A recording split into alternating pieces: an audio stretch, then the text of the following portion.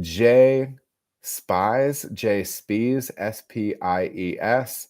I get a lot of good questions from him. I see that the bottom of your kettle is convex, not concave. Did you have the decoction set up from specific mechanical? Answer, yes. If so, how hard was it to take the mash paddles off of that, and did it turn it into a standard kettle design?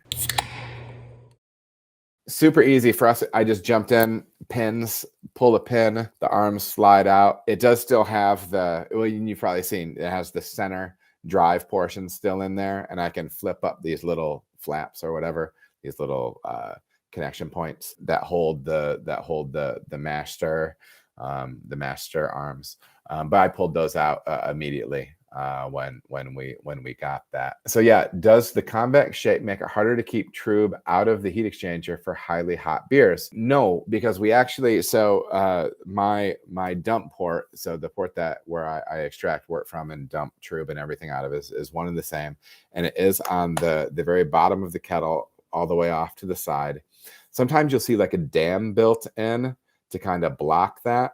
But what I have instead is I have a little standpipe, and it just fits inside.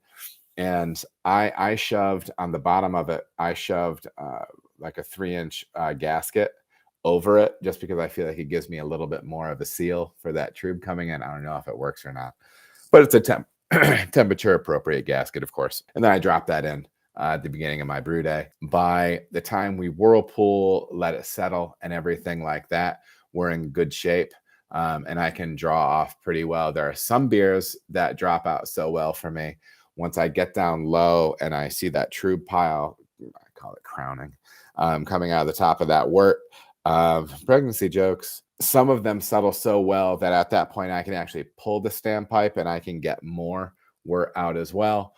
It's a little bit beer dependent, but sometimes I can do that with my lagers that don't have a lot of hot matter. But a quick little end around on that. If you are brewing on a bigger system and you are looking at ways of trying to avoid that, I will re-rig my system so I can dump hops before they go to my heat exchanger. It would be convoluted to explain it here because I can't show you anything or anything like that, but it might be a good little video for a little tutorial video for another time.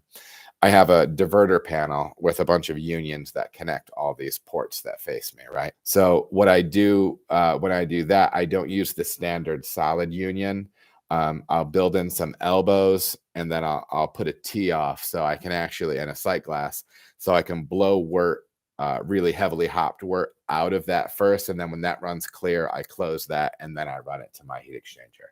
So maybe just saying that concept will help you figure out a way to do that with your brew house. But that's something that I do because no, you do not want to be pumping all that hot matter through your heat exchanger.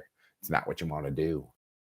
All right, everybody, thank you so much for watching. If you feel as if you got any value out of the video, please like and subscribe. There are also other videos that you can watch. They're gonna maybe be over here or over here.